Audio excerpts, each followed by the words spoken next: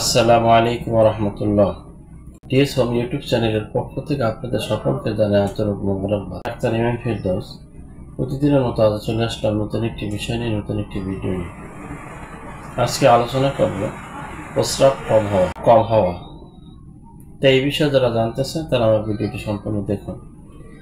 প্রিয় দর্শক মণ্ডলী, প্রস্রাব কম হওয়ার অনেকগুলো কারণ রয়েছে।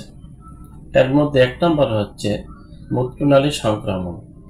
এই মূত্রনালী সংক্রমণ ব্যাকটেরিয়া সংক্রমণে এই রোগ হয়। এর ফলে প্রস্রাবের সময় জ্বালা পোড়া, ব্যথা হতে পারে। ঘন ঘন প্রস্রাব হওয়া, প্রস্রাব কম হওয়া, ক্লিয়ার না হওয়া এই উপসর্গ দেখা দিতে পারে।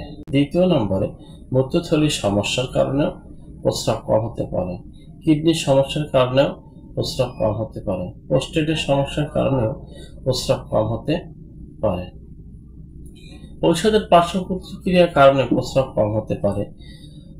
পানি পর্যাপ্ত না খাওয়ার কারণেও প্রস্রাব কম হতে পারে। আমরা জেনে নিব প্রস্রাব কম হলে কি ওষুধ আমরা খেতে পারি। আজকে যে ওষুধ দুটির কথা বলবো, এই ওষুধ দুটির একটির নাম হচ্ছে এপিসমেল 3X। এপিসমেল 3X এই ওষুধটি 7 থেকে 10 ফোঁটা করে 3 বার খাওয়ার আধা ঘন্টা আগে অথবা খাওয়ার আধা ঘন্টা পরে খাবেন। দ্বিতীয় নম্বরে যে ওষুধটির কথা বলবো সেটির নাম হচ্ছে কেলিকা 30। এই ওষুধটি 10 ফোঁটা করে 3 বার খাওয়ার আধা ঘন্টা আগে অথবা খাওয়ার আধা ঘন্টা পরে খাবেন। তো এইভাবে যদি ওষুধগুলো নিয়মিত খান তাহলে আজকে যে লক্ষণগুলো বললাম এই লক্ষণে এই দুইটি ওষুধ ব্যবহার করুন, ইনশাল্লাহ 100% রেজাল্ট পাবেন। ভিডিওটি কেমন হলো আমাকে কমেন্টে জানিয়ে দেবেন। যদি ভালো লাগে তাহলে একটি লাইক করে দিবেন এবং বন্ধুদের সাথে শেয়ার করবেন। ভালো থাকুন, সুস্থ থাকুন আর দেখতে থাকুন ডিএস হোম ইউটিউব চ্যানেল।